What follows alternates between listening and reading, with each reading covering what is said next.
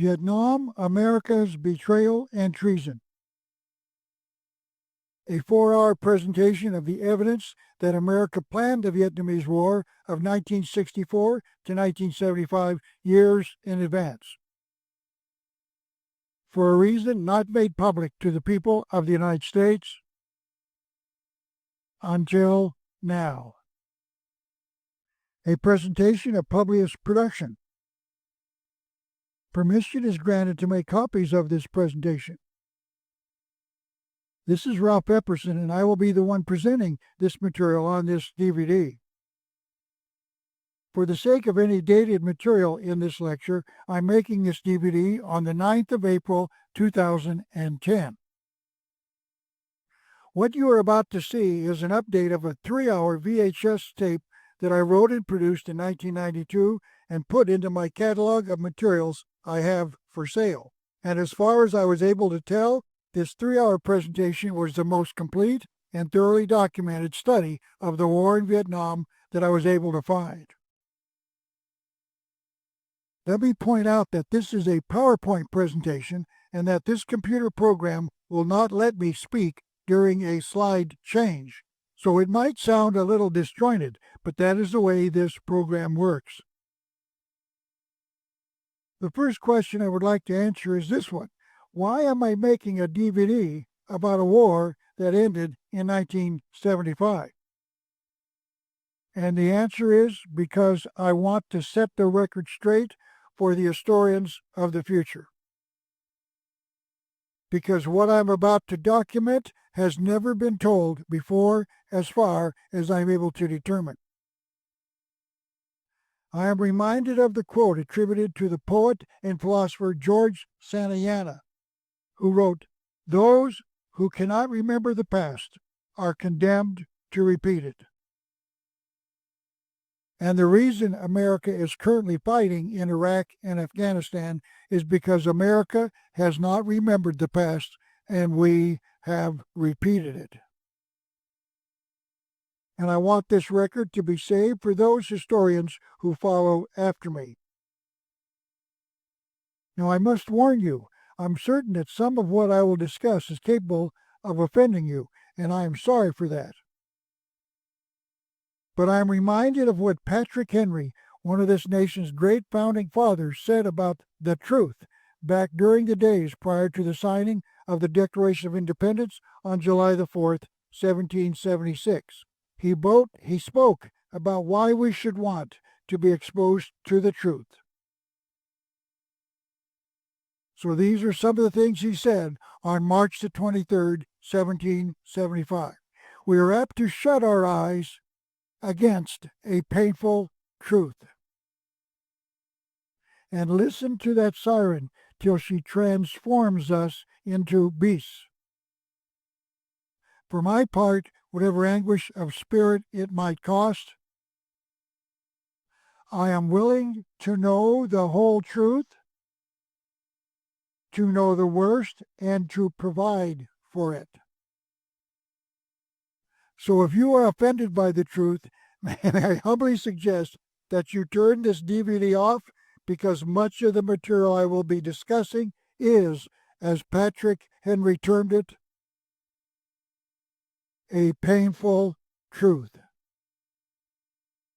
I would like all of you to please consider yourself on a jury, and as jury members you are asked to be as impartial as you can, forgetting any previous thoughts you might have about the war before you reach a verdict. Because what you are going to hear and see will be evidence that the American government actually knowingly murdered their own fighting forces in Vietnam.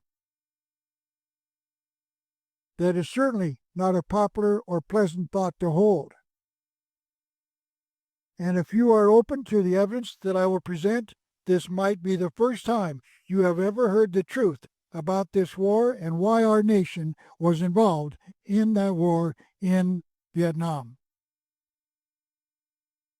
This is a slide photograph of the magnificent Grand Canyon in my home state of Arizona. I'm going to present over 1,200 other slide photographs of the story of the war in Vietnam. What you are about to view is like a puzzle made up of many individual pieces, and there will be parts of it that you will not agree with. But I would like to urge you to discard those parts you have a problem with accepting. And when you do, you will still see that the picture is of the Grand Canyon, even though there are parts of the picture missing. And even with parts of the story of the war in Vietnam missing, you will still have enough to agree with me that there is a real concealed story in the details of the war in Vietnam. And I believe that even with the remaining evidence, it is still clear enough to see that the American government murdered 58,000 of America's fighting forces in Vietnam. There is simply no other explanation as to why these events happened. I am a graduate of the University of Arizona, but what I am covering today was not taught to me in college. I have had to self-study, and in the intervening 47 years since I started my research, I have learned that some of this world's history needs to be revised.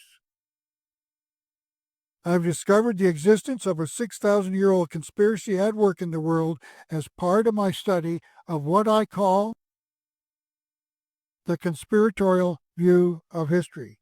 This view holds that a conspiracy has planned the major events of the past for a specific reason that I hope to make clear during this presentation. What I was taught all the way through college was what I call the accidental view of history, which holds that no one knows why wars, depressions, and revolutions occur, they just do. I was actually paid by the state of Oregon to teach my views in a community college in Portland, and I have lectured in many states for many years. And I have authored 4 books on the subject. My first book was entitled The Unseen Hand, an Introduction to the Conspiratorial View of History. It was published in 1985 and is still being reprinted. In fact, it has been published in 6 European nations by publishers who contacted me for permission to publish it in their own language in their own respective nation. My second book is entitled The New World Order, and is a well-documented examination of just what this phrase means to the future of the world. My third book is entitled Masonry, Conspiracy Against Christianity, and is an examination of the evidence from their own literature that worldwide Masonry has a, quote, true purpose, unquote, and that is simply the destruction of Christianity. My fourth book is entitled Jesse James, United States Senator, and it examines the evidence that Jesse James, America's most famous outlaw, was not murdered in 1882, but that he lived until 1951 under a variety of aliases. And that during the period of 1882 until 1951, when he died, he was a major figure in America's past. And with this introductory information, it is time for me to begin the study of America's betrayal and treason in the war in Vietnam. And a good place to start is in the definition of the word conspiracy. It is defined in a dictionary as a combination of people working in secret for an evil or unlawful purpose. Notice that their purpose must be both evil and secret. And the reason they operate in secrecy is because evil people with evil motives seek secrecy, and good people with good motives seek publicity. This conspiracy seeks secrecy because if the people became aware of their plans before they were brought into fruition, they would not be allowed to succeed. So if a conspiracy in America planned a war years in advance, they would obviously make their plans in secret because their plans were evil. Perhaps you might remember a bumper sticker that appeared during the Vietnamese War which read, "Suppose they gave a war and nobody showed up." This is the reason that they did not tell us what their plans were for the Vietnamese War, because if they did, we would not have sent our family members to fight in it. And without soldiers, you cannot have much of a war. The second word we must define is the word murder. Murder is the taking of a life without a moral cause. Now, I'm not here to debate whether self-defense or capital punishment is a moral cause, but civilization demands that murder must have a moral cause to take the life of another. Each of us has been given the right to life by the God who created us. And the reason we punish murderers is because they have wrongfully taken another human's right to life. The God who created us gave us a written commandment when he spoke to Moses many centuries ago. That commandment is, "Thou shalt not murder." I am certain that some could take these words to mean that if they hired someone else to murder another, they could claim that they did not violate the commandment, the murderer did. But I believe that in this case, both of these individuals would be equally guilty of murder and both should be punished. One way to murder someone is to create a war, send some soldiers in to fight it, and then send the weapons the enemy needs to kill those soldiers. This is murder as well, and it's precisely what happened in Vietnam. And I call this first-degree premeditated murder. If this presentation was a movie, it would be rated R because of excessive violence.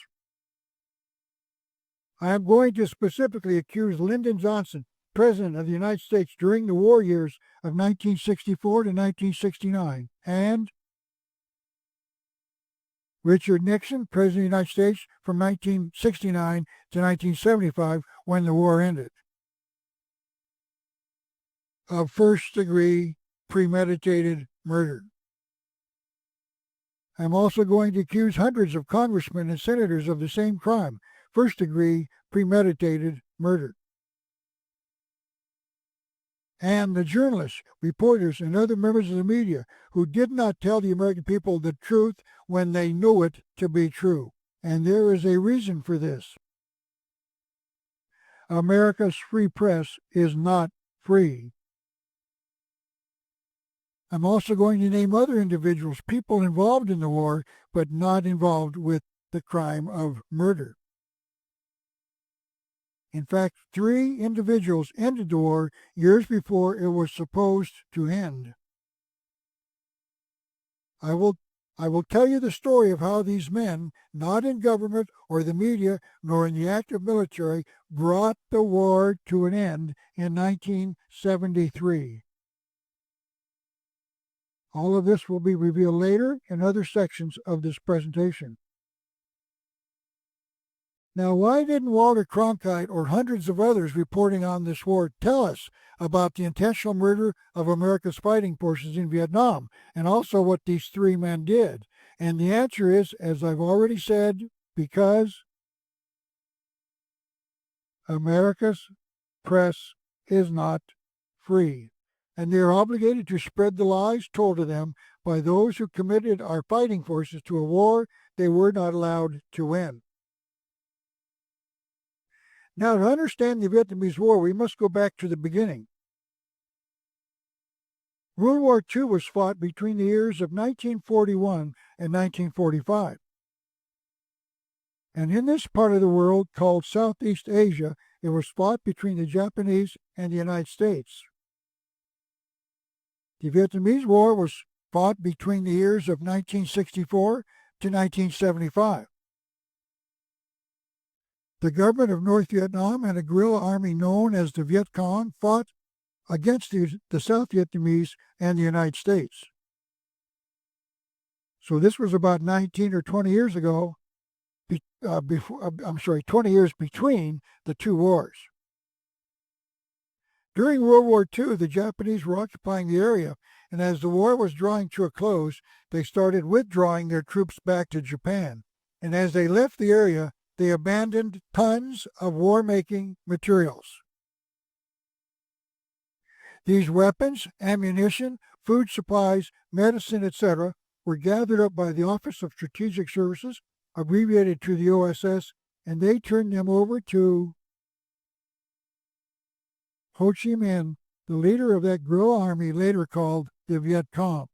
Please remember this photograph of these two men for a reason I will discuss later.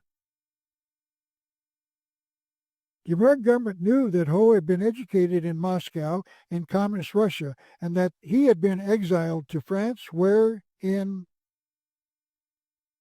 1920 he became the first Vietnamese to join the French Communist Party. In 1930, he organized the Indo-Chinese Communist Party.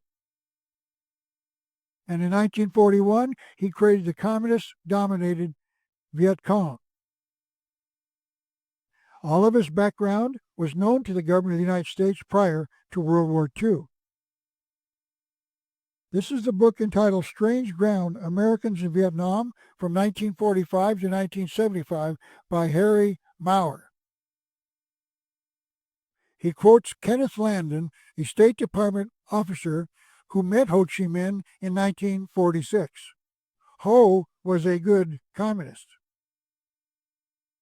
I had no doubt that if he dominated the political scene, it would be a communist country. This story was confirmed in this Parade magazine article that appeared in 1973, entitled Ho was an Intelligence Agent of the United States. That means he worked for us, American taxpayers. In this article, an American intelligence agent named Charles Fenn wrote that he recruited Ho in March of 1945 as World War II was ending. Fenn wrote, "We had a trusted agent whom we regularly supplied with weapons, radio equipment, operators, and medicine. All of it served to reinforce his position and status." The position that the United States was supporting this communist in the planning of a major revolution and war in Vietnam was confirmed by this Parade magazine article in June of 1982. Parade wrote that American General Philip Gallagher arrived in Vietnam in the summer of 1945 and established a warm rapport with Ho. This soon-to-be murder of millions of Vietnamese, Americans, Laotians, and Cambodians became a close friend of the American general. The article continued. General Gallagher's speech at a rally in Hanoi, the capital of North Vietnam, in October of 1945, was broadcast over Viet Minh, later called the Viet Cong, radio. In other words, the communists were telling the Vietnamese people that the American government was siding with the communists in a revolution that would start very shortly. This is the book entitled A Bright Shining Lie by Neil Sheehan, who told us who another of these Americans was who assisted the communist Ho Chi Minh, and he says this on page 9. After the entry of the United States into World War II, Lieutenant Colonel Lucien Conien joined the Office of Strategic Services, the OSS, the forerunner of the Central Intelligence Agency called the CIA. He had landed in the area by parachute in 1945. Harry Maurer wrote this in his book. The mission of the OSS was to train a guerrilla force. So the message was very clear. The United States government was backing Ho Chi Minh in a communist revolution and ultimately a war in Vietnam. 8 years later, in 1953, Dwight Eisenhower became president of the United States, and he started sending American military advisors into Vietnam. These men were not in Vietnam to fight the Viet Cong. They were there to train an army of South Vietnamese to fight the Viet Cong and the North Vietnamese Army. And in 1960, the American people elected John Kennedy as President of the United States. Sometime later, President Kennedy learned of the plans of the CIA to create a war in Vietnam. And he planned on making a complete withdrawal of all American troops in Vietnam after his re-election in 1964. The fact that President Kennedy planned on withdrawing the troops has been confirmed by at least 6 different sources. I'd like to discuss 3 of these. This is Fletcher Prouty, a retired Air Force colonel who worked as a liaison between the CIA and President Kennedy. He's written a book entitled The Secret Team, in which he states that it was known in the administration that President Kennedy was going to withdraw all of the troops from Vietnam before the war started in earnest. The second source was Stuart Udall, the Secretary of the Interior in President Kennedy's administration. That is him to the left of the president.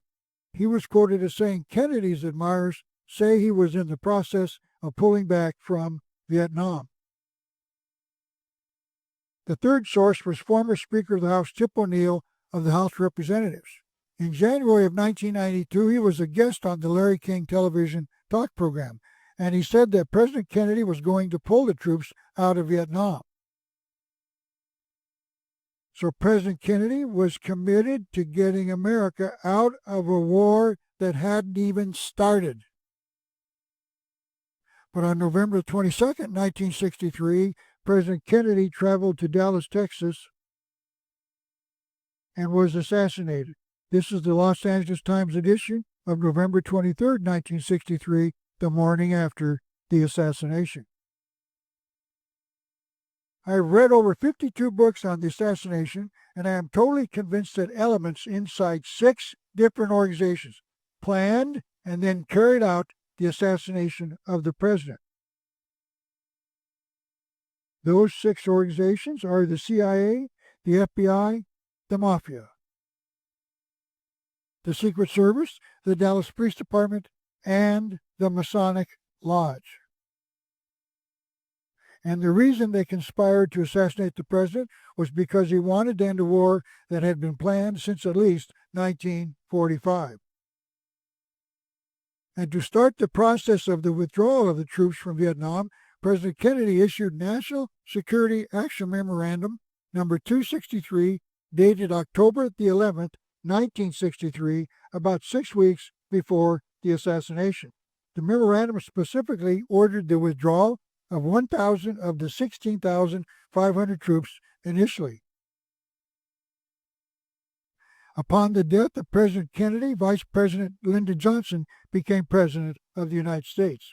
This is the famous picture of the president being sworn into the presidency on the day of the assassination. That is Jackie Kennedy, President Kennedy's wife, to his left. Within 4 days of that event, President Johnson issued National Security Action Memorandum 273, canceling Kennedy's withdrawal plans. One could logically conclude that the reason President Kennedy was assassinated was because he wanted to end a war that had been planned by the government of the United States at least 18 years before, and that President Johnson wanted to carry out those plans. The next step in the coming war in Vietnam was the presidential election of 1964.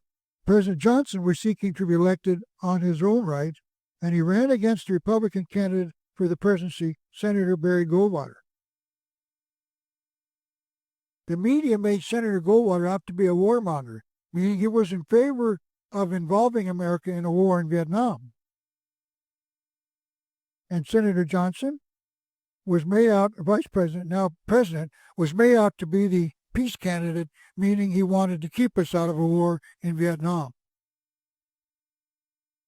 I worked for Senator Goldwater in the 1964 campaign as a volunteer, and I was being warned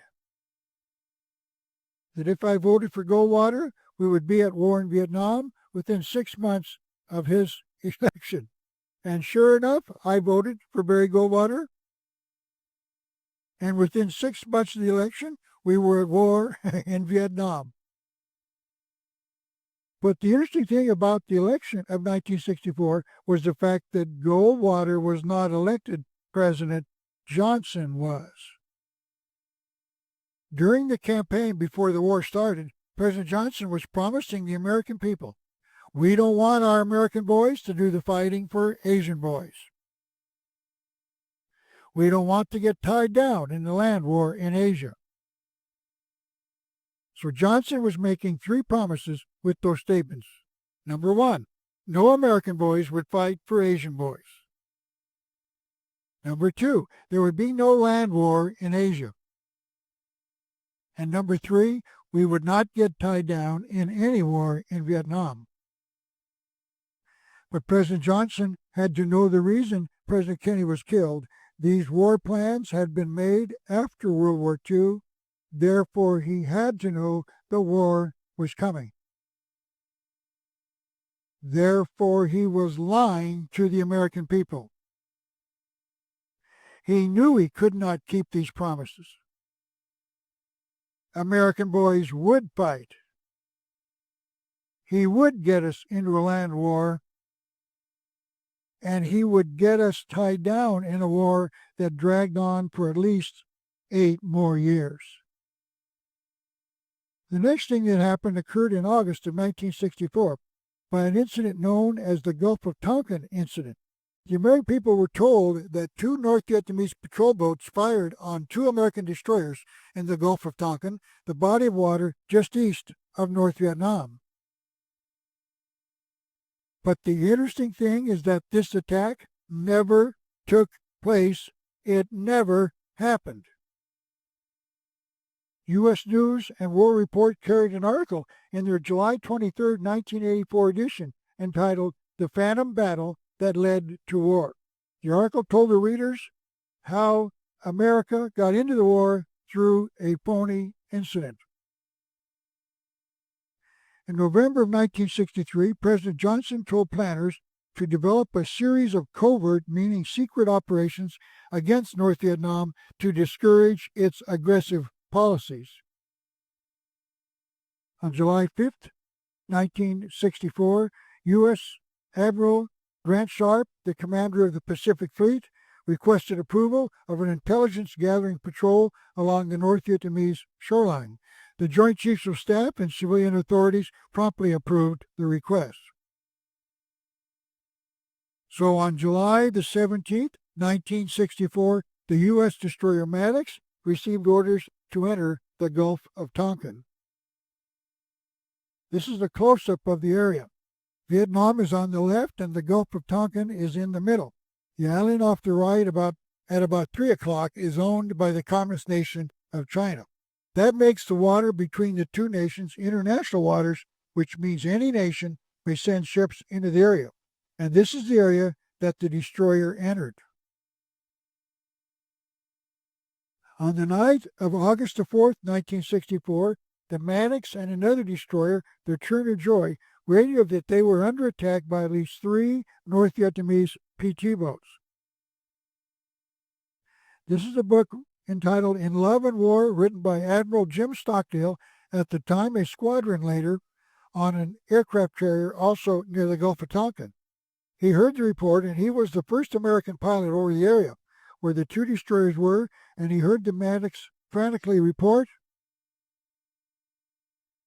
that the ship was under attack by 3 PT boats and that torpedoes were in the water and that the ship was engaging the enemy with his main battery. Life magazine of August 14, 1964, reported that the Maddox had avoided several torpedoes and had sunk one of the attacking craft. Newsweek magazine reported in its August 14, 1964 edition, torpedoes whipped by, some only 100 feet from the destroyer, and that a PT boat had burst into flames and that it had sunk. But the interesting thing is that the Gulf of Tonkin attack, as I've said, never happened. Admiral Stockdale reported in his book that nobody was shooting at our destroyers that night. No one American out there ever saw a PT boat. There was absolutely no gunfire except our own. None could have been there and not have been seen on such a black night. Admiral Sharp reported that the latest message from the destroyers indicated a little doubt on just exactly what went on. When Secretary of Defense Robert McNamara later asked the Admiral, was there a possibility that no attack occurred? Sharp admitted, I would say that there is a slight possibility. Notice that Admiral Sharp was not saying that he knew with absolute certainty or that we had complete evidence that the attack had happened.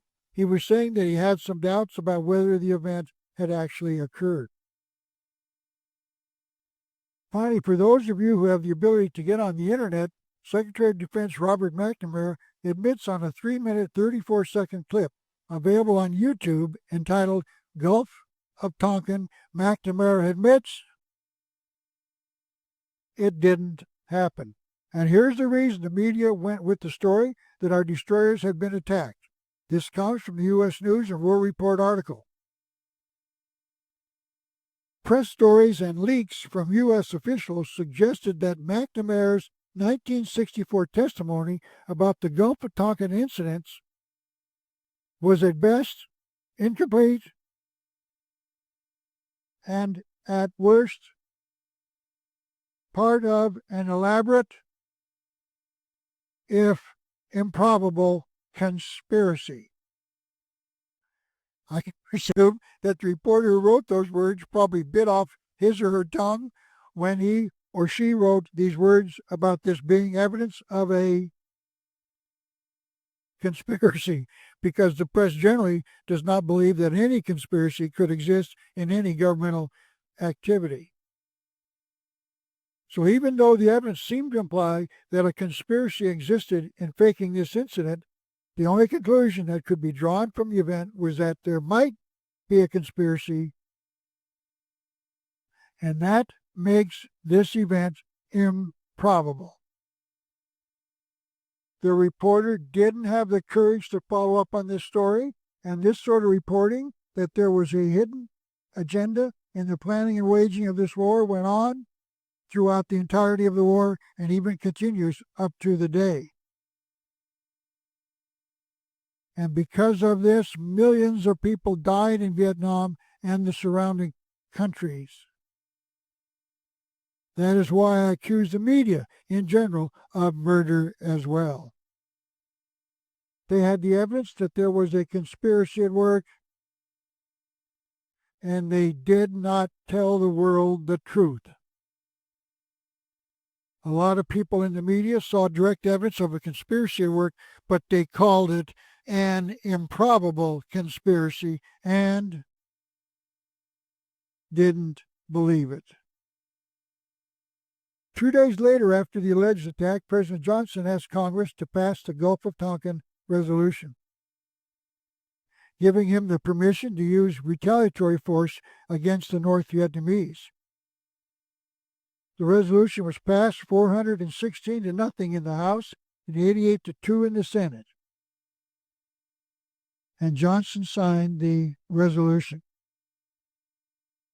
And we were at war in Vietnam that had been planned by this conspiracy behind the American government in at least 1945. The military advisors in Vietnam laid down their clipboards and grabbed their rifles. All because of an event that simply did not happen. So I asked a question in a 3-hour VHS lecture that I produced in 1992. Why did this conspiracy stage a phony attack? Please remember that we, the people, had voted for Lyndon Johnson, the peace candidate, in the election of 1964. And in fact, as I said, he promised us we would not go to war in Vietnam. And we elected him because we did not want the war, so we had to be tricked into it. So they staged a faked incident so that we would support their war plans made in at least 1945. But staging an incident to get America into a war that the American people did not want is not a new idea. It has been tried at least 2 times before. World War I was fought between the years of 1914 to 1918, and the United States did not enter the war until 1917. Woodrow Wilson was elected President of the United States in 1912, and he was seeking re-election in 1916 as a peace candidate. He was running on a statement that he had kept us out of the war, meaning between 1914 and 1916. President Wilson said this in 1916, "This is a government of the people, and this people is not going to choose war." But all the time he was declaring that he was a peace candidate, he was conspiring with at least 2 others to involve us in the war. One was Franklin Delano Roosevelt, who was his Assistant Secretary of the Navy at the time. As you know, Roosevelt later became the President of the United States. And the other was Winston Churchill, the First Lord of the Admiralty in England. Churchill later became the Prime Minister of that nation. Apparently, if you do a good job in getting your nation into a war by trickery and deceit, you get to be the leader of your nation. These men were planning an incident to provoke the American people to enter World War I against Germany. And that incident was the sinking of the ocean liner called the Lusitania. This ocean liner was docked in the port of New York on May the 1st, 1915, prior to leaving on a voyage to England. The details that will follow came from a book entitled The Lusitania, written by Colin Simpson and published in 1972. The German government tried to warn the Americans who were buying passage on that ship that they should not do so because the Lusitania was a ship of war going to sail through a war zone, meaning the waters off the coast of England. They issued this advertisement in the New York Times newspaper about 9 days before the sailing. But the administration of President Wilson was encouraging Americans to do exactly that and travel to England. Even though the Lusitania was owned by the Cunard Lines, it was built on a 50-50 basis with the English government, with the provision that it would resort to the government during a time of war as a troop carrier, and that was its status at the time of its sailing from New York. Wilson knew that J.P. Morgan, the influential American banker, had loaded the ship with 6 million rounds of ammunition to assist the English army in their war against Germany. Churchill, as the head of the English Navy, knew the ship was on its way to England and knew that the English government was able to read the messages of the German War Command because they had broken the German War Code. Churchill knew that a German submarine called the U-20 was in the waters around the southern tip of Ireland because he was being notified of their radio messages. He ordered the Lusitania to stop in the water off the southern shore of Ireland and wait for an English cruiser, the Juno, to join it and escort the ship into the port of Liverpool on the western side of the English island, shown up there by the red block by the word Liverpool in the area called Wales. And on page 19 of his book, Colin Simpson details what happened next. It was here the decision was made that was to be the direct cause of the disaster. No one alive knows who made it, but Churchill must share the responsibility. Shortly after noon on May the 5th, the Admiralty signaled the Juno to abandon her escort mission and return to Queenstown.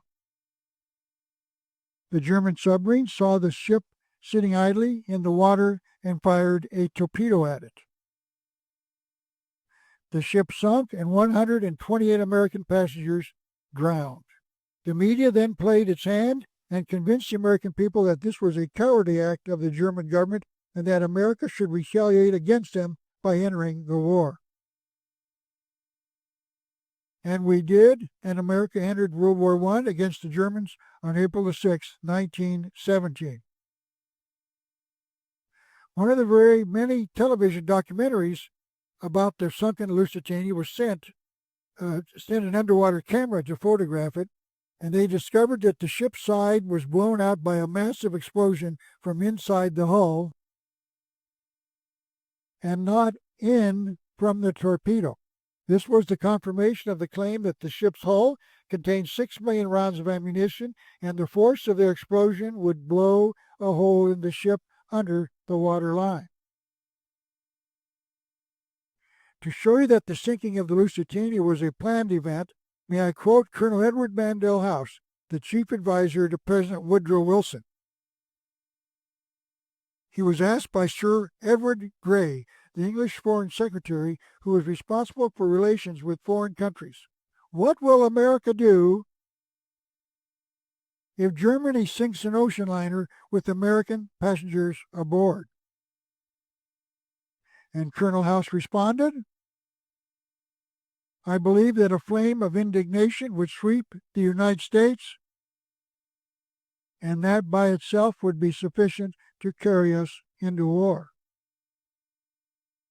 Staging an event to get the American people to be willing to become involved in a war happened again in World War II. This was, as I've said, fought between the years of 1941 to 1945.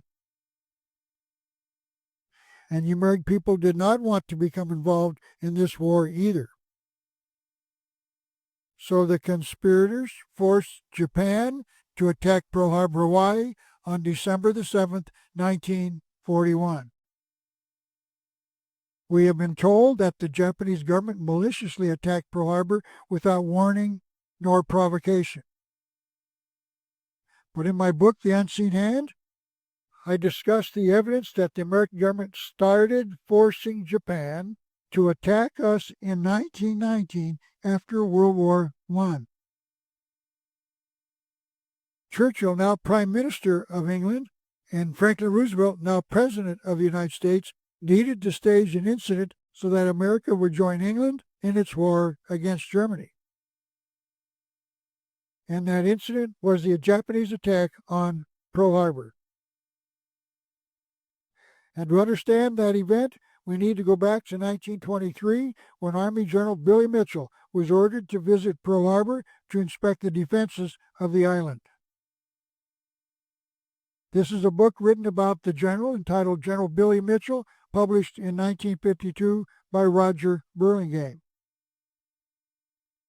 On page 100, he reports the general inspected the island and projected an imaginary war in which Japan would attack, and submitted a report to the commander of the army on the island.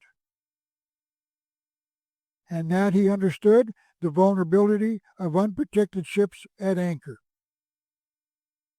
Nothing was done in shoring up the weaknesses that the general saw. The next step in the plans for the attack occurred in 1932, when the United States conducted a naval exercise on Pearl Harbor. They staged an attack on the harbor from the north, from the sea. And it showed that the island was vulnerable from the north, from the sea. And they invited the Japanese Admiralty to come and watch the attack.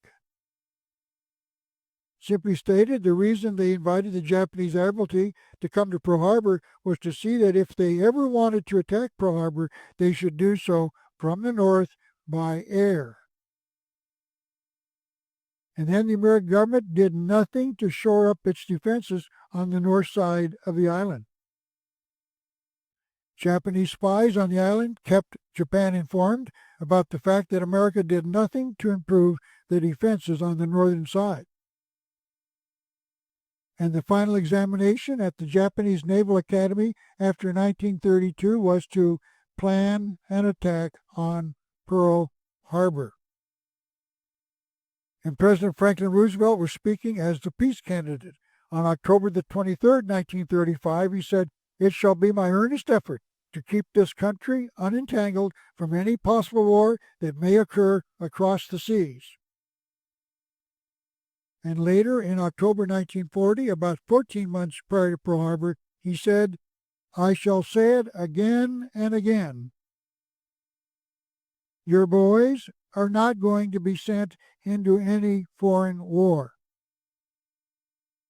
And on December the 7th, 1941, Japan did attack Pearl Harbor.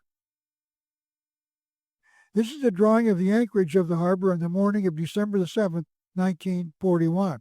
The 9 battleships are marked in red, showing that 7 of them were tied up in what could be called a battleship row, meaning that each could be attacked by a series of planes flying from the south right over them in a line.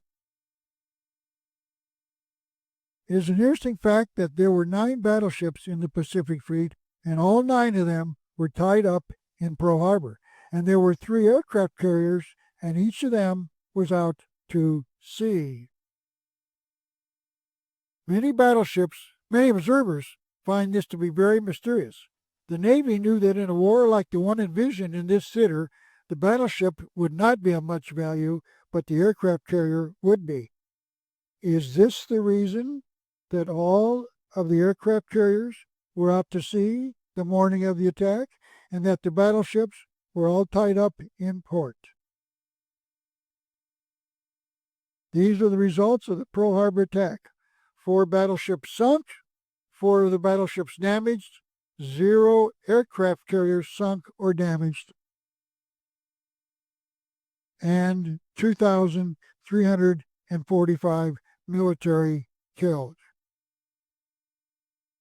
But after the attack on Pearl Harbor, he said this: "We don't like it. We didn't want to get in it. But we are in, and we're going to fight it with everything we've got."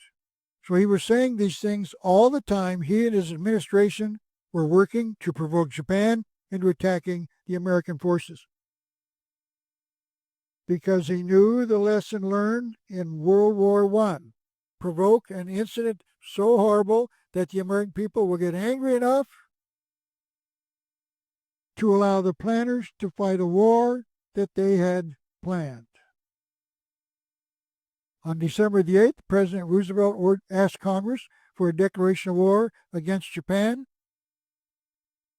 He called the attack a day of infamy, but somehow failed to mention that he had assisted in the planning of an incident to get us into a war the people did not want. But once again, this was a staged event intended to provoke the American people to anger, to accept a declaration of war against Japan. And to show you that this was true, I would like to quote Henry Stimson, President Roosevelt's Secretary of War. He made this statement when he was questioned by one of the 9 committees investigating the Pearl Harbor attack. In spite of the risk involved in letting the Japanese fire the first shot, we realized that in order to have the full support of the American people, it was desirable to make sure the Japanese be the ones to do this, so that there should remain no doubt in anyone's mind as to who were the aggressors. The question was how we should maneuver them into firing the first shot without allowing too much danger to ourselves. As I said, during and after the war, there were 9 congressional investigations into the attack at Pearl Harbor, and not one of them concluded that Roosevelt knew about the impending attack and that he sat in the White House waiting for the news that Pearl Harbor had been attacked that Sunday morning. Several years ago, I found a copy of the top half of the front page of the Hilo, Hawaii Tribune Herald newspaper with its headline of "Japan May Strike Over Weekend." This newspaper was dated November the 30th, 1941, the Sunday before the next weekend, Saturday the 6th and Sunday the 7th of December. So they were warning Hawaii that a Japanese attack could be coming the next weekend. So the question should be asked, how come this newspaper knew that Japan was going to strike the following weekend, but President Roosevelt did not know? I would hazard a guess that President Roosevelt's intelligence sources were greater than those of the newspaper. But the far more intriguing question is why there were 9 congressional investigations into this question, and none of them determined that Roosevelt knew in advance of the attack. So if the president was not guilty of a dereliction of duty in not preparing for that attack, it must have been Admiral Husband Kimmel, the commanding officer of the naval forces, and or General Walter Short, the commander of the armed forces in Hawaii. There were calls for court-martials for these 2 officers. In fact, they demanded a court-martial so that they could prove that they were not derelict in their duties.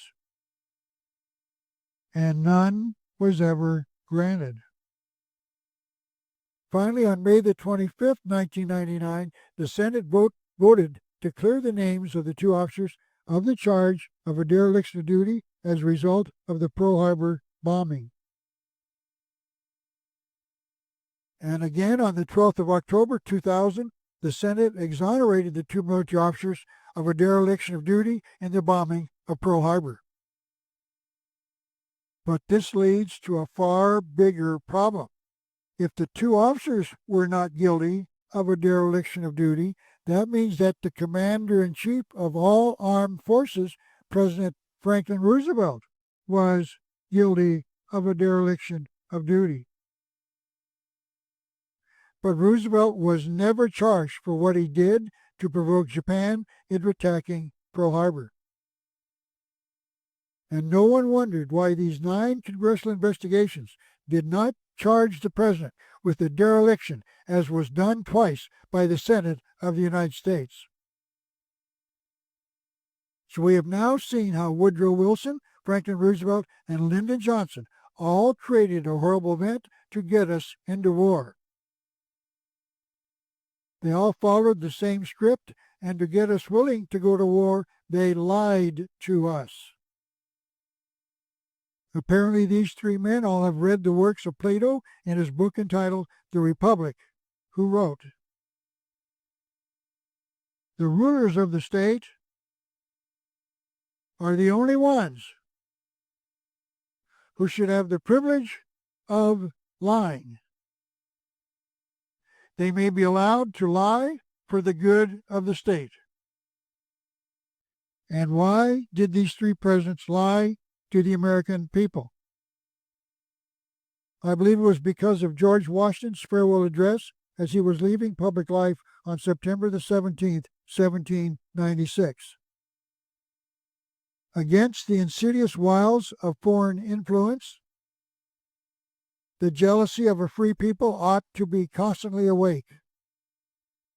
Since history and experience prove that foreign influence is one of the most ruinous foes of Republican government. The great rule of conduct for us in regard to foreign nations is, it is our true policy to steer clear of permanent alliance with any portion of the foreign world. And that was America's foreign policy from 1786 to 1916. For about 130 years, we stayed out of the affairs of foreign nations until World War I. So in summary, the conspirators wanted a war in Vietnam, and the American people didn't. So they staged a phony event. The Gulf of Tonkin incident never happened. They tricked us. So we would now get tied down in a land war in Asia. But the planners had another problem. Vietnam was largely an agrarian economy. About 80% of the people lived on farms. They had no war-making technology. They had no missiles, no radar, no tanks, no jet aircraft, and no rifles. But these planners wanted a 20th century war. And there were only two major countries that had missiles, radar, tanks, jet aircraft, and rifles. They were the nations of the United States and the Soviet Union. So the plan became one that would have the Soviet Union supply the North and the United States supply the South. And then the United States would supply communist Russia. In other words, the United States supplied both sides of the war. This is a cartoon that appeared in the Dallas Morning newspaper sometime during the Vietnamese War. The entire cartoon shows this trade rather dramatically. The upper right-hand corner shows a smiling Uncle Sam carrying trade to the Russian officer, who in turn pipelines it down to the North Vietnamese. And out of the pipeline comes rations, medicine, rifles, pistols, hand grenades, and machine guns. And since this is a two-party trade, Uncle Sam has to get something back in return, and they did. Dead American soldiers in flag-draped coffins. This was, in cartoon form, one of the untold stories of the Vietnamese War, but it was 100% accurate.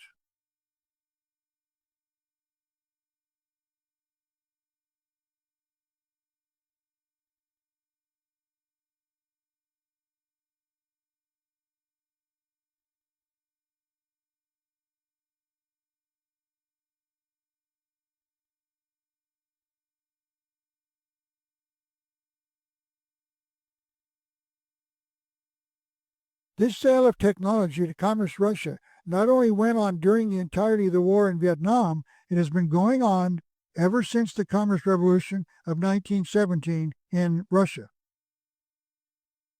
And it has been our policy under both Democrat and Republican administrations. This is Anthony Sutton, who has written at least 6 books on the subject of this aid and trade being sent to Russia, including this book entitled National Suicide, America's Military Aid to the Soviet Union, published in 1973. These are Professor Sutton's conclusions. There is no such thing as Soviet technology. Let me repeat that.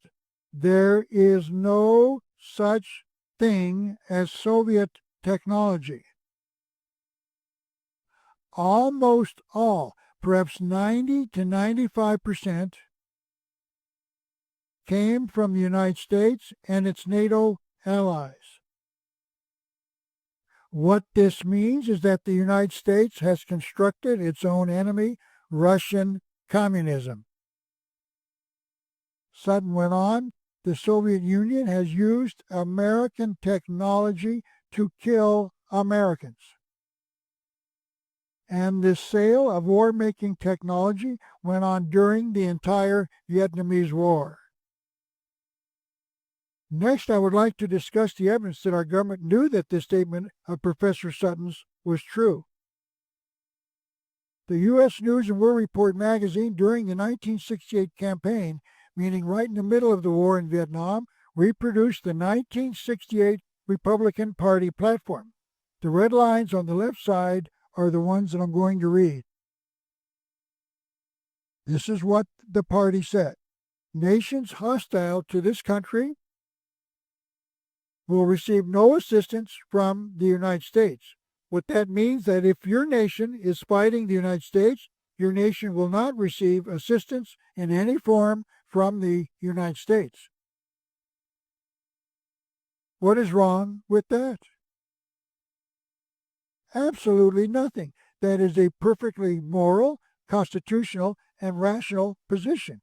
We would want the Republican Party, and for that matter, the Democrat Party as well, to take such a position. The Republican Party continued, we will not provide aid of any kind to countries which, aid and abet the war efforts of North Vietnam. The Republican Party knew that Communist Russia was the major supplier of aid to North Vietnam, so this promise was primarily directed to that nation, but is obviously applied to any country assisting the North Vietnamese in killing Americans. Once again, what's wrong with that? Absolutely nothing. That is a perfectly moral, constitutional, and rational position.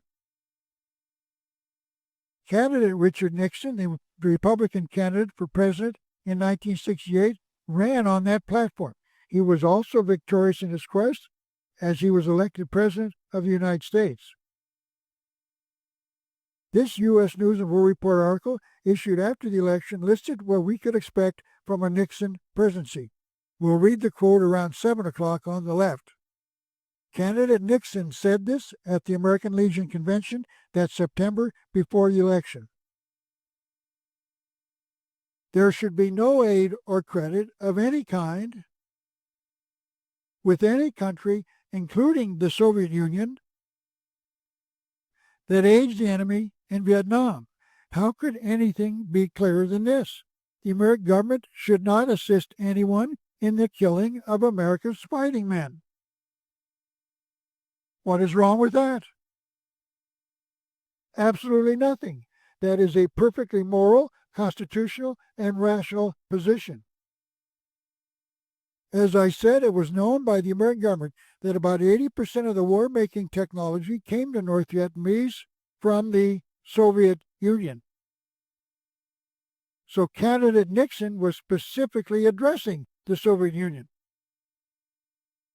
And as I said, Nixon won the presidency in 1968. One can only wonder whether candidate Nixon knew what the premier of North Vietnam said on May the 24th, 1965.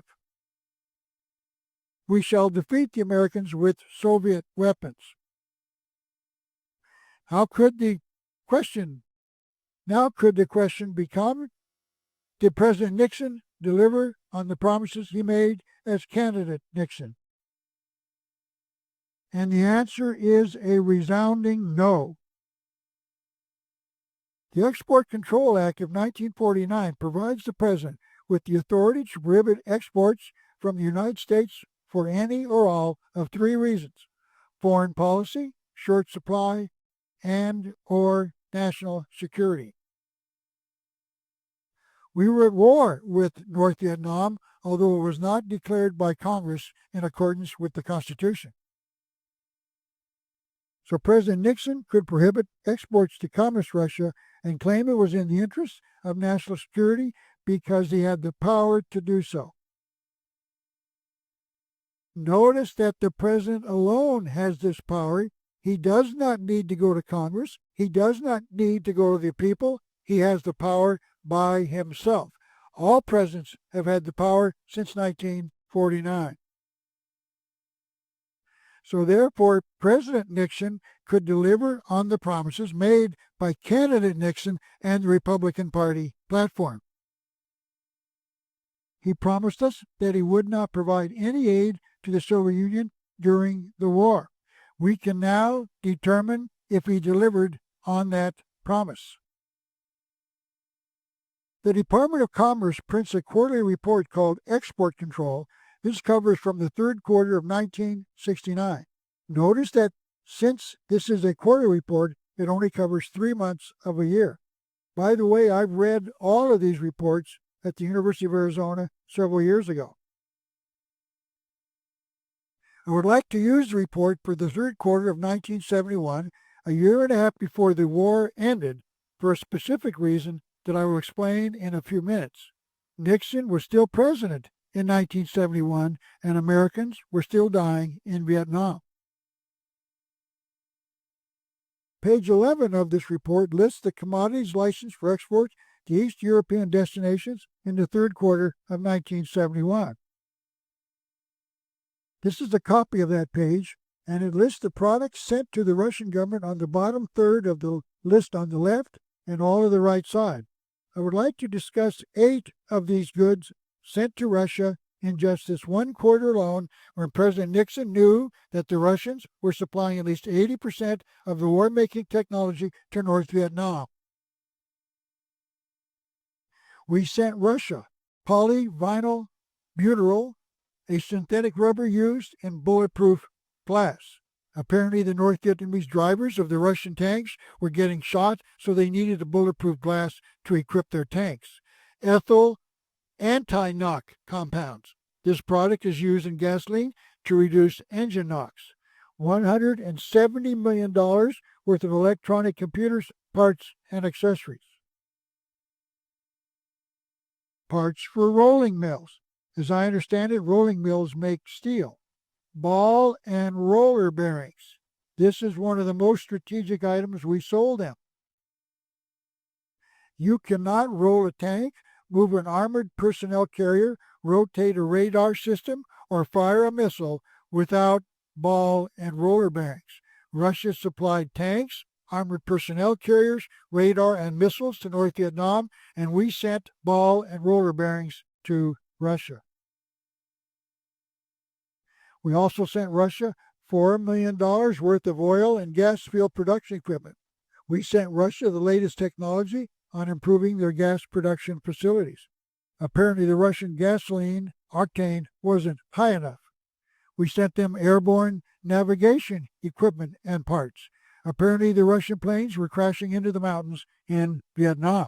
So we sent them the latest technology on better navigation equipment. And lastly, this is the reason I selected this report to use. We sent Communist Russia $17 million worth of trucks and parts in that one quarter alone. This is a map of Vietnam, and you will see red arrows showing you where a road was utilized for moving goods from North Vietnam into South Vietnam to kill Americans in South Vietnam, called the Ho Chi Minh Trail. Communist Russia was supplying trucks to North Vietnam so that they could move these supplies. And American pilots were asked to destroy these trucks to reduce the flow of war-making technology and soldiers into the South. Russia must have been losing a great number of their trucks, so they called their wholesaler, the United States, and ordered some more. And their wholesaler sold them a new supply. U.S. News and World Report had an article in their January 30th, 1967 issue that stated that the North Vietnamese war machine runs almost entirely on Russian oil. In the past 18 months, the Russians shipped in 300,000 tons. In December of 1966, the Soviets shipped nearly 25,000 metric tons of gasoline and oil into Haiphong. And the United States sent Russia oil and gas field production equipment. I have heard from pilots in Vietnam that there was a Standard Oil refinery in Haiphong operating all the time during the entirety of the war. Maybe this technology was being sent into the Standard Oil refinery located there. I do know this: the port of Haiphong was off limits to American bombers during the entirety of the war. I guess the planners were afraid some aircraft would blow up the refinery there and all of the Russian motorized equipment would run out of gasoline. So they made the port off limits to bombing runs. That makes sense, doesn't it? Before I leave this export control bulletin, I would like to relate a very intriguing discovery that I made a few years ago. I first heard about these reports back in the 1970s during the war. I purchased 3 of them directly from the Department of Commerce or the U.S. Government Printing Office and kept them for my files. I wrote about their contents in my 1985 book entitled The Unseen Hand. I showed them in my lectures and videos by taking pictures of them for that slide presentation that I made entitled Vietnam, America's Betrayal and Treason. In other words, I was making them a source of excellent documentation of this aid and trade between the United States and Communist Russia. and I visited the University of Arizona Library to check something after I had read through each one of them at some earlier date. They were not on the shelf where I had found them just a few months before.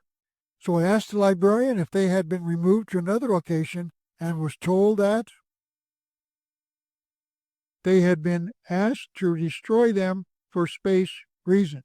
Apparently they felt they simply took up too much room. Now, the report was first printed in the third quarter of 1947, as best I can determine, and quarterly thereafter, which means that they would have printed a total of 214 of them by the last quarter of the year 2000, if that was the year that they told me that they had to destroy them because of a lack of space. Now, simple math tells me that 214 reports at about a quarter of an inch in width means that all of the reports could be stored on less than a 5-foot long shelf. I called the library at at Arizona State University and at the state capitol, and they also reported that they had been asked to destroy the reports because of a lack of space. Now, the University of Arizona is a 4-story library with an attached 3-story wing and a complete basement. And I would suppose they house thousands of books on hundreds of shelves, so a 5-foot shelf would not take up too much space.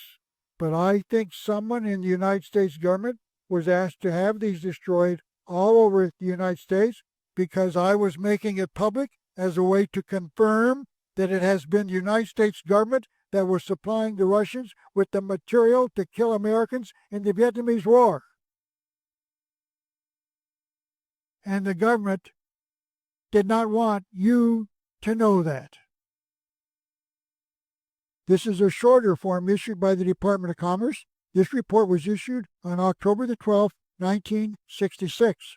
It reports that the department was revising the commodity control list to permit 400 non-strategic commodities to move under general license to the USSR. Please remember that these goods were termed non-strategic by our Department of Commerce. But I'm of the opinion that non-strategic goods can be used as strategic goods if they have applications for war-making technology.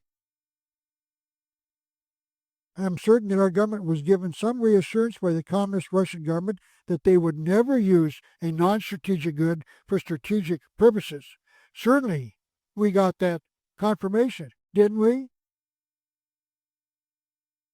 Maybe we took them at their word so that they were not going to send them to Vietnam to kill Americans. Our government would not send Russia something that could be used to kill Americans. Certainly not. In that list were the following: bandages and surgical dressings, rifle cleaning compounds. Please remember this for a reason I will discuss in a few minutes.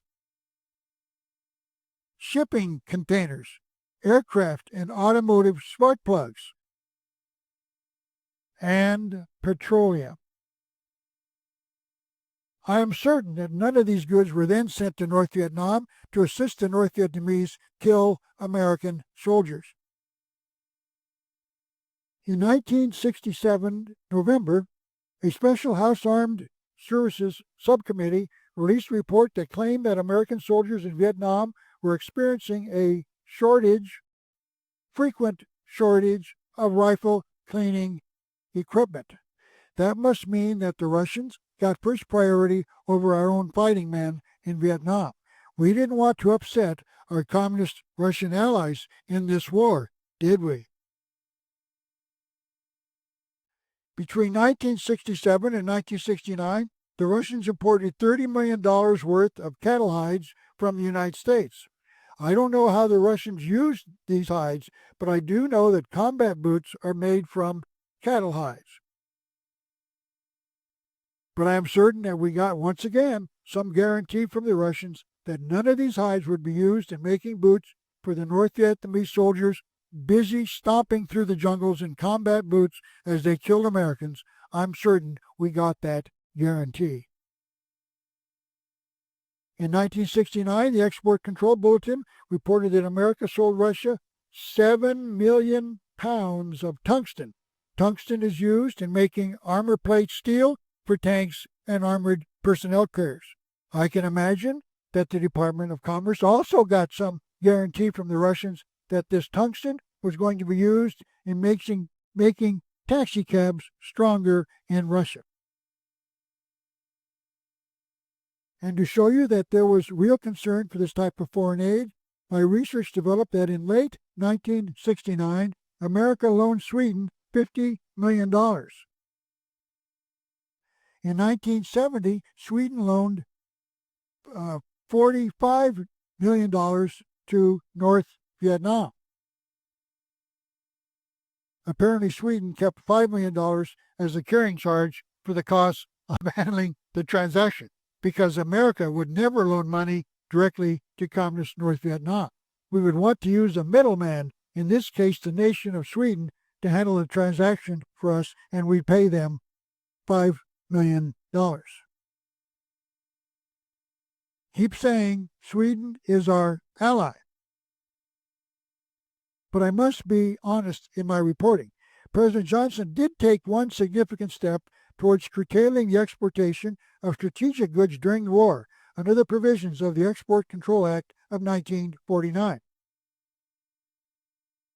In 1966, he decided to prohibit American businessmen from sending petroleum, rubber chemicals, and iron and steel products to one of our most feared enemies during the Cold War, the nation known as Rhodesia. Perhaps he misunderstood and thought he was prohibiting these products to be sent to Russia and not Rhodesia. Understand that both nations spell the name of their country with an R at the beginning. And that certainly could be an honest mistake, couldn't it? Anyway, he made no such effort in the case of Russia during the war. Johnson explained his decision with these words: "The general policy is to deny applications for such items that would make a significant contribution to the economy." Apparently, the sale of these products to Russia, when they were supplying them to the North Vietnamese to kill Americans, wasn't deemed to make a significant contribution to the economy of Russia. Rhodesia was deemed to be a higher risk than communist Russia, so we curtailed the shipment of these goods to them and not the Russian government. By the way, Rhodesia wanted to send troops to Vietnam to fight alongside the American boys, and Johnson refused. Now, it wasn't as if Congress and the President did not know that Russia was supplying goods to North Vietnam to kill Americans during the war. I would like to give you at least two evidences of that fact that the American government did know. Congressman H.R. Gross of Iowa introduced an amendment to the Foreign Aid Bill in November of 1967 to prohibit American foreign aid grants to nations which traded with North Vietnam. The bill was defeated by Congress. What's wrong with the bill? Absolutely nothing. That is a perfectly moral, constitutional, and rational position. But the Congress didn't agree, and they defeated the amendment.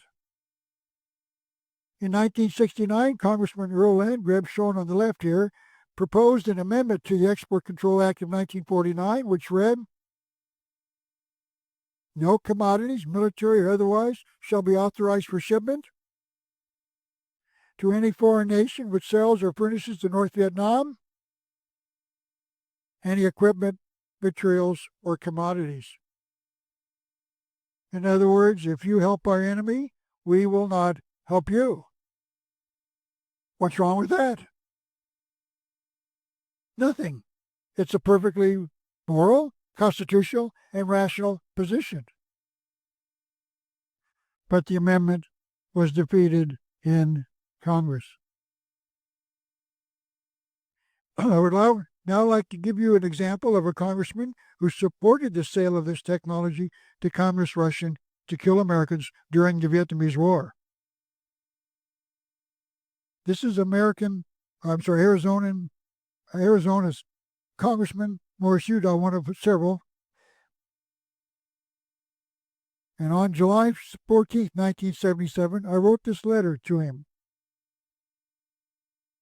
I told him about the sale of technology to Russia while they were supplying 80% of the technology to kill Americans in Vietnam. I asked him, why did you not oppose this continuing sale while you were publicly opposed to our involvement in the war in Vietnam and you had a chance as a congressman to vote against it? I wrote, I'm certain that you will agree with me that such trade with Communist Russia was immoral and that it should not be allowed to continue. He responded by sending me this letter on July the 20th, 1977. He wrote, the more the Soviet Union opens up to Western technology, the more their society opens up, and thus the more susceptible to change they become. While I would prefer that they might not have our military technology, I'm sure you would agree with me that sharing our other technology is and will continue to be beneficial to all concerned. And then he signed it, sincerely, Morris Udall. Notice that he said that Russia would open up and become more susceptible to change. Did they change during the entirety of the Vietnamese War? No, they stayed committed to killing Americans by sending North Vietnam the technology it needed to kill Americans. Here is the fallacy in his thinking. Let's say that we sold Russia wheat as a non-strategic trade. That would free up Russian farmers from producing wheat so that they could work in a factory producing strategic products that could be used to kill Americans in Vietnam. Here is the truth. There was no non-strategic aid with the Soviet Union during the war in Vietnam. Everything they bought was used to kill Americans. In 1977, prior to me writing that letter, I met the congressman after a speech at a luncheon open to the public. I had this quarterly report in my hand and I handed it to him. I asked him first if he was in Congress during this quarter, and he said he was.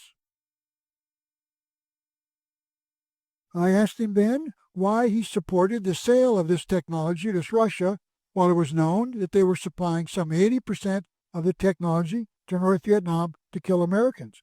And listen to his answer. He said, it creates jobs. So I responded, yes, it does. The morticians who bury the Americans who were killed because of the sale of this technology were able to hire more technicians to bury these soldiers. And the congressman walked away. Now ask yourself if this was a good policy.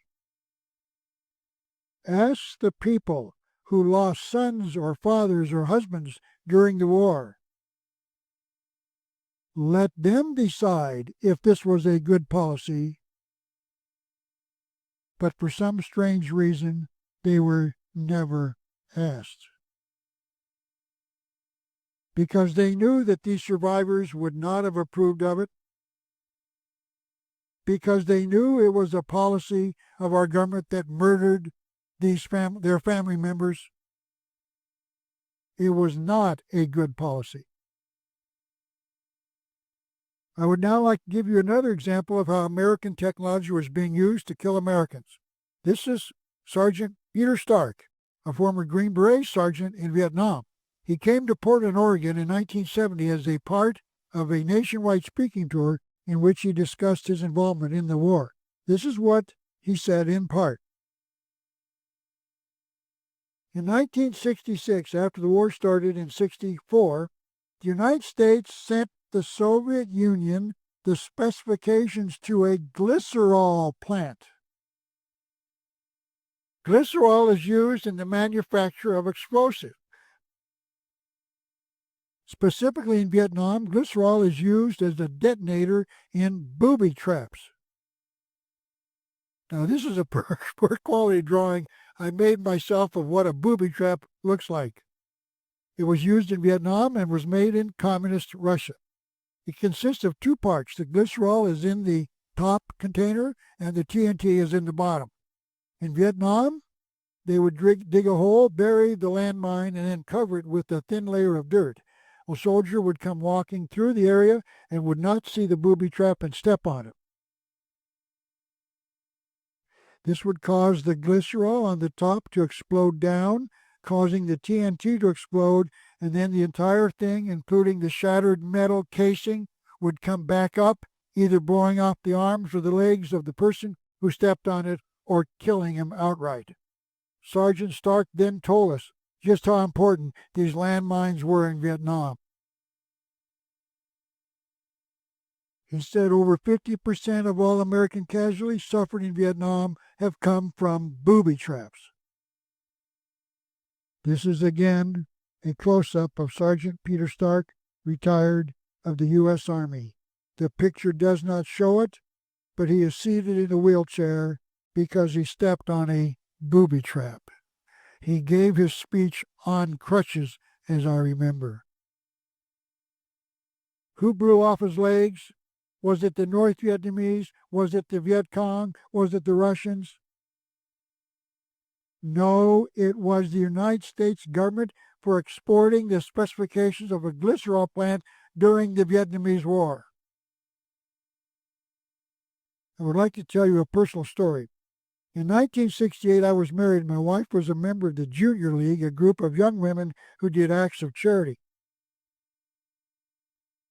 During the Christmas season, they arranged for their organization to visit a veterans hospital near Oakland, California, and take candy and cookies to those patients who could not go home for the holidays, as a way of thanking them for what they had done for those of us in America by their sacrifice. We went from ward to ward singing Christmas carols, and we came to a ward where the patients all had missing arms or legs. I started down the row of beds with my sack of candy and stopped to chat with several of these young soldiers. When suddenly I remembered the sale of the technology to Russia to make a glycerol plant so that the Russians could make booby traps to injure these fine young men in this hospital. I excused myself and went outside the hospital and cried. I cried because I knew who had blown off their arms or legs. It was the very government that sent them to the war. And I cried because I hadn't done enough to stop this madness. I would now like to start my explanation as to why all of this happened. Just what was the purpose of the Vietnamese War? Why did the conspiracy plan the war in at least 1945? This is a picture of Winston Churchill, Prime Minister of England, during World War II, giving his famous V for victory sign. He used it to rally the English people during the war so that they would support his efforts to win a victory in World War II. This is the same sign being given during the war in Vietnam, but it was being flashed by the radical left not to bring a victory to the troops fighting in the war, but to signify peace. Those who flashed this sign generally wanted our government to totally withdraw their troops and bring a climate of peace to the area. And it was flashed all the time during the war, not to bring a condition of peace to the war, but to indicate that victory in Vietnam was not an option. No one that I could find explained just what the letter V had to do with peace. Some claimed that it was because the anti-war protesters could not spell.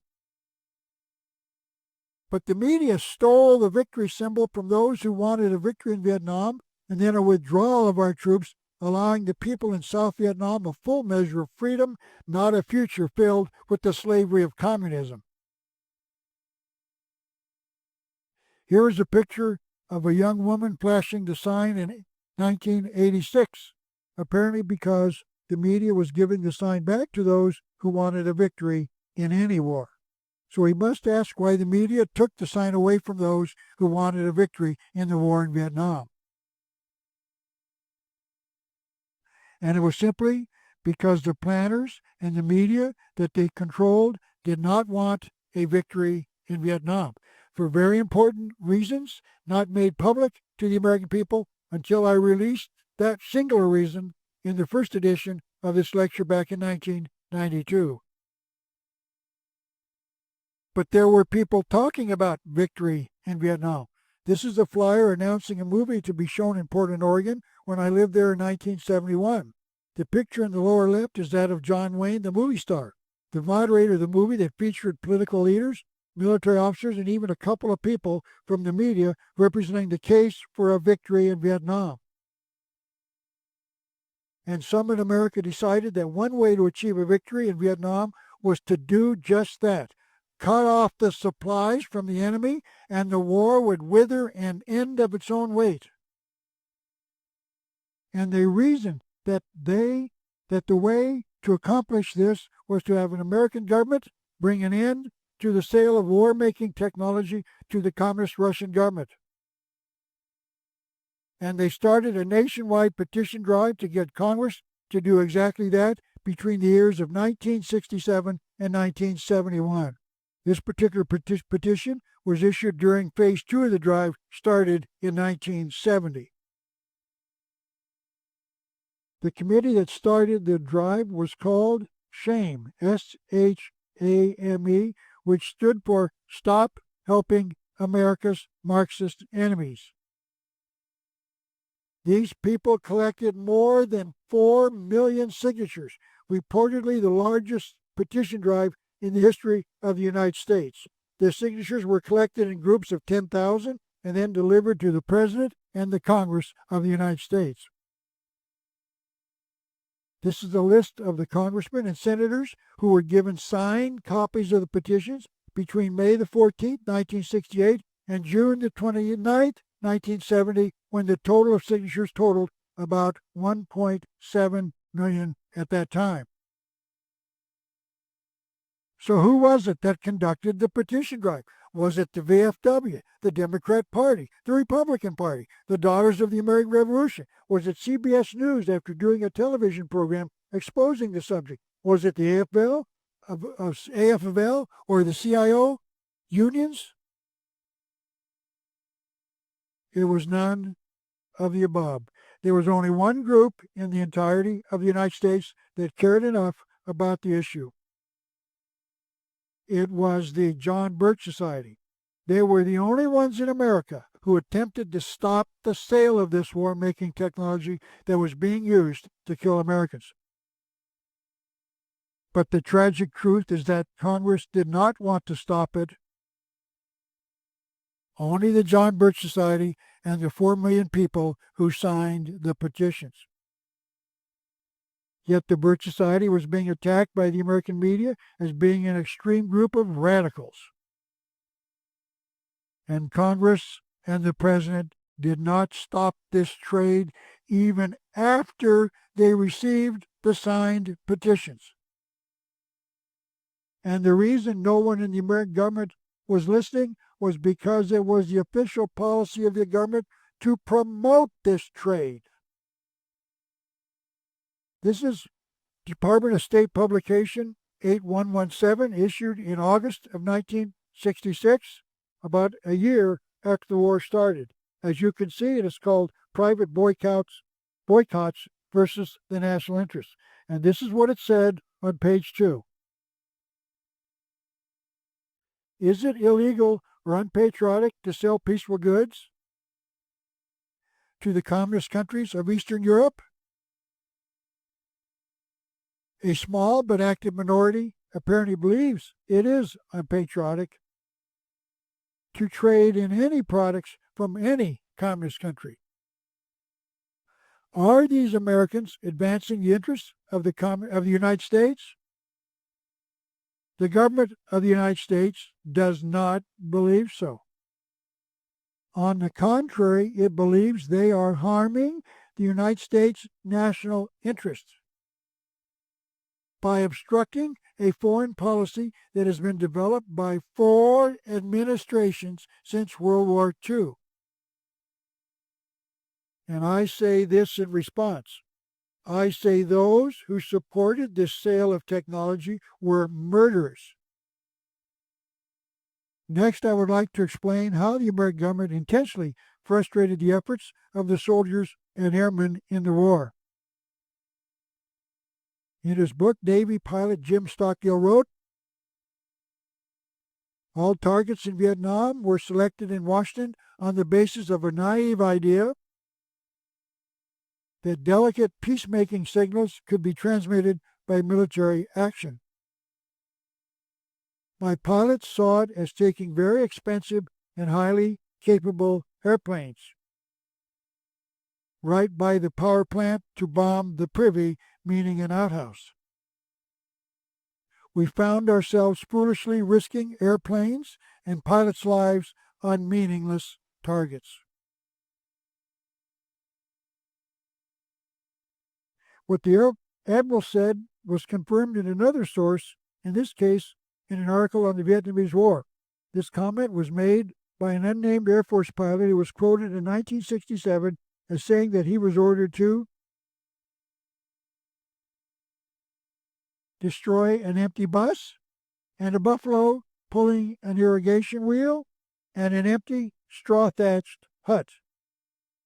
John McCain, the senator from my state of Arizona, and of course the 2008 Republican Party candidate for President of the United States, was a Vietnam pilot and who was shot down to become a prisoner of war for several years, also confirmed the reports just cited. He said that the first target he was asked to destroy in his multi-million-dollar A-4 Skyhawk bomber was a military barracks already blown up by countless bombing raids. So the question is, who ordered these pilots to risk their aircraft and their very lives attacking meaningless targets? Was it the generals in the Air Force and Navy? No, it was the civilian policymakers who were responsible for the conduct of the war. And they were working in agreement with the President, the Commander-in-Chief of all of the American military forces. These policy planners had issued what they called the Rules of Engagement. They were published in 1985 in the Congressional Record, and I would like to discuss some of the more significant ones. This is an actual photograph taken in Vietnam of the 2 Russian-made MiG fighters parked on a dirt runway, big fighters. Should an American pilot spot these 2 planes, they could not destroy them before they took off to engage the American pilot. They could only engage the planes after they had taken off and displayed some form of hostile intent. This is a photograph taken of a North Vietnamese surface-to-air missile site, showing 4 SAM missiles, surface-to-air. The American pilots could not destroy these missiles supplied by our communist ally, the Soviet Union, while the missile sites were being constructed only after they were operational.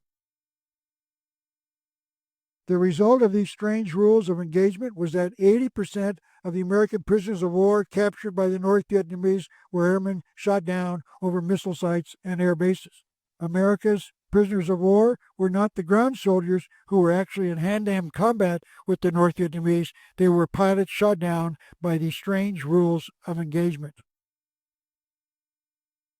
Air Force General John Lavelle tried to protect his American pilots after the rules of engagement cost him the lives of 2 of his pilots. He ordered airstrikes on his own authority on North Vietnamese airfields and missile sites. This was, of course, in violation of the rules of engagement. Was he hailed as an American hero?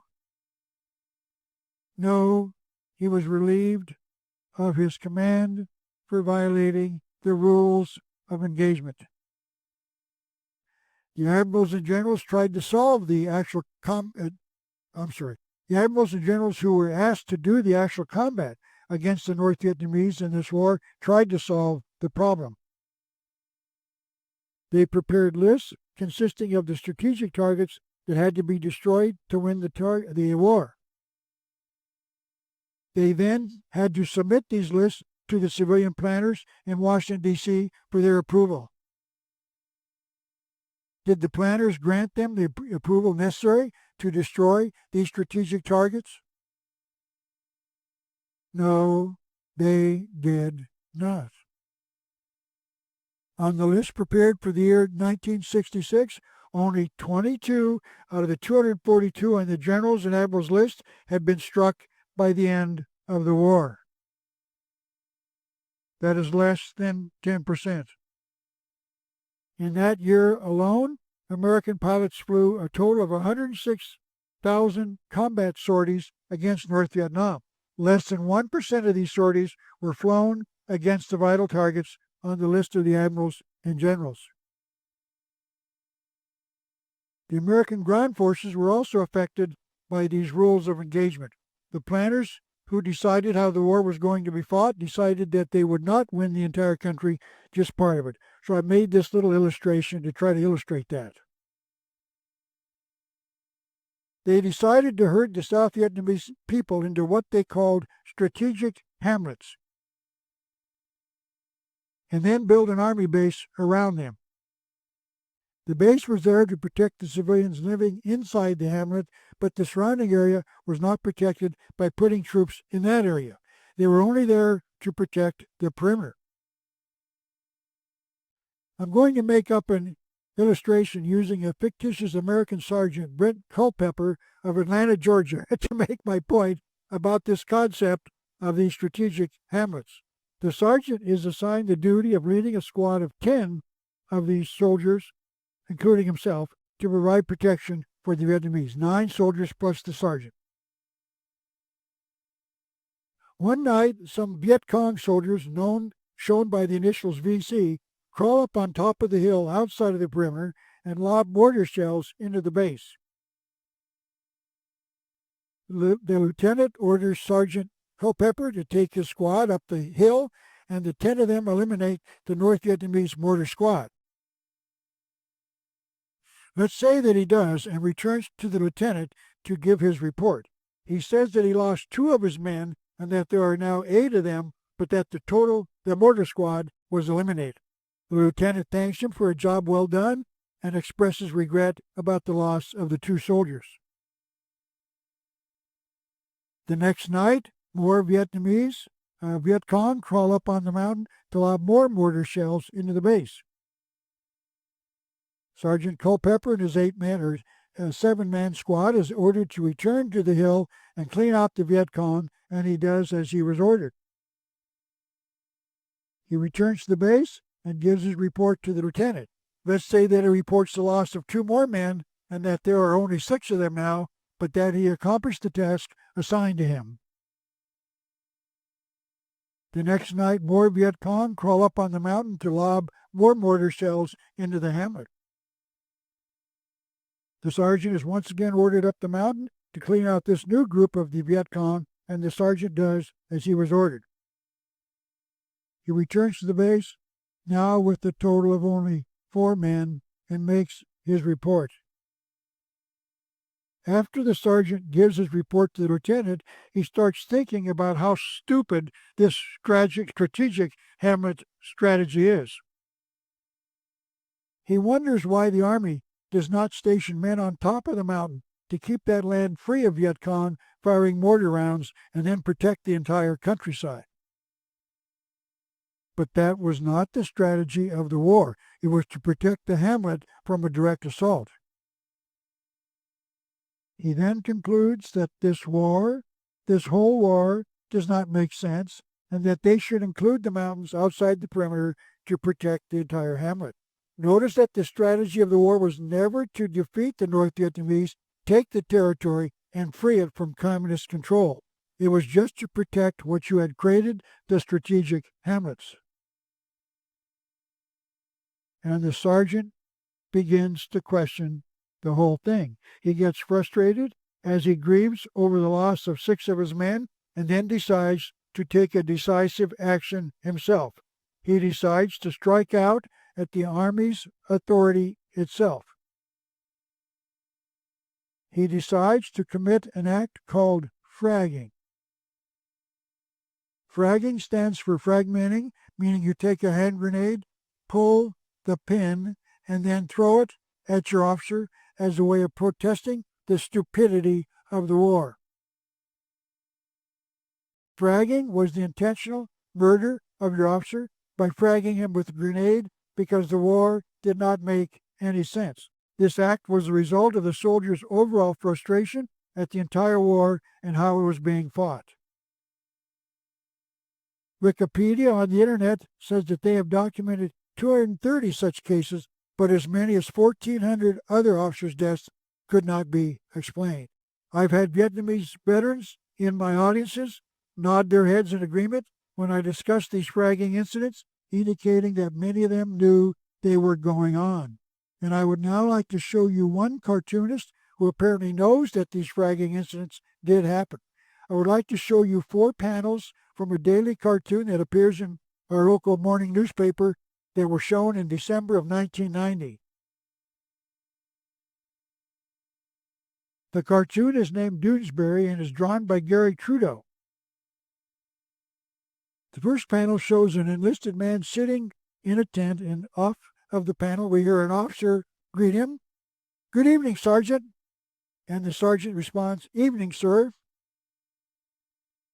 The second panel shows the officer asking the sergeant, "What's going on over there?" And the sergeant responds, "It's just BD, sir. He's telling old Vietnam War stories." BD, I believe, is Doonesbury, the hero of the cartoon. And in the third panel, the officer says, "Good, that should inspire the men." And in the last panel, the soldier on the left, looking rather incredulous, says, "You're kidding. You shot your own officers?" And BD says, "Just the dumb ones, lieutenants, mostly."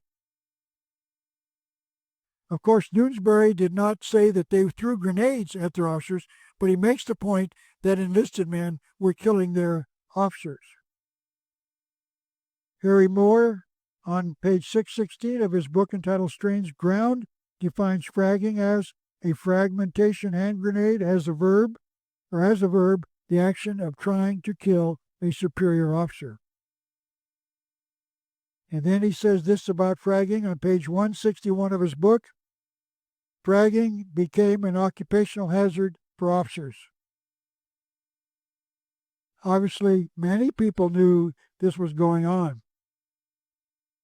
And it just wasn't the strategic hamlet policy that caused this. It was the entire planning of this war. It simply did not make sense.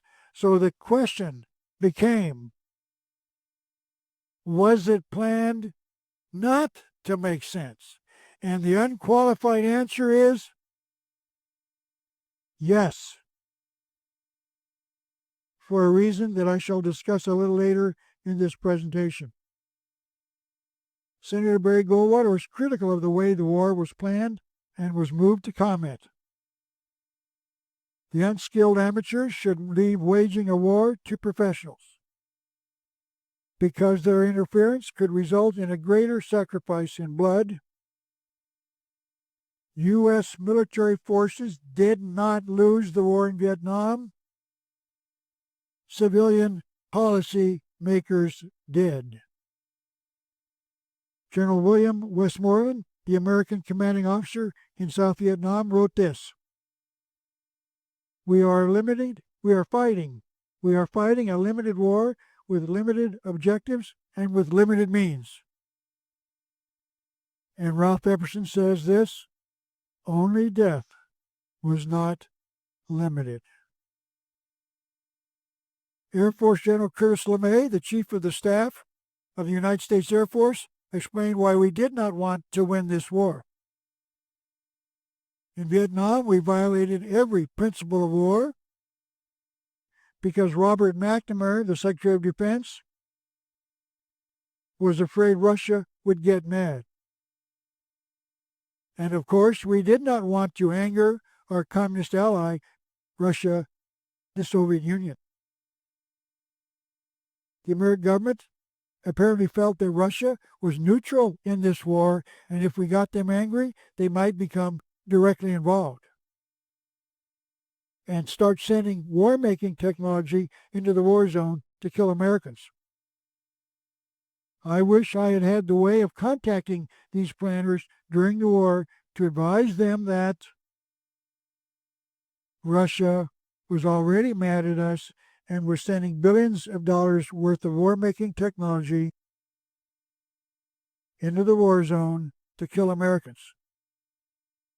But since I didn't, that must have been the reason that not one of these planners knew that Russia was involved in sending war-making technology to North Vietnam. And I shall always regret that I was unable to find a way of letting them know. But just between you and me, I somehow think they do. It is my opinion that it was Henry Kissinger, the Secretary of State during President Nixon's administration, who was the major planner for this war. Someone else agreed. Syndicated columnist Joseph C. Harsh wrote, Kissinger was one of the top experts to conclude that military victory in Vietnam is neither possible nor desirable. If this is true, Kissinger should have gone public with his concerns and done all he could to have ended the war. But to my recollection, he did not do such a thing. Why did he feel America could not win the war? In 1976, when he was Secretary of State, nationally syndicated columnist Ernest Cuneo wrote, Kissinger's new position assumed that the American people do not have the courage or the strength to stand up to communism if it means war. So it must have been his plan to just play at the war, and maybe the North Vietnamese would just go away. And that thought was passed on to President Johnson, according to Air Force Chief of Staff General John McConnell. President Johnson has emphasized that it is our national policy to keep this conflict at the lowest possible level of intensity for humanitarian as well as political reasons.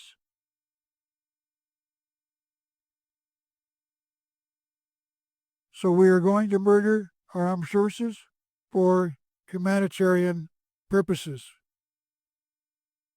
I say this, if you do not commit this nation to victory,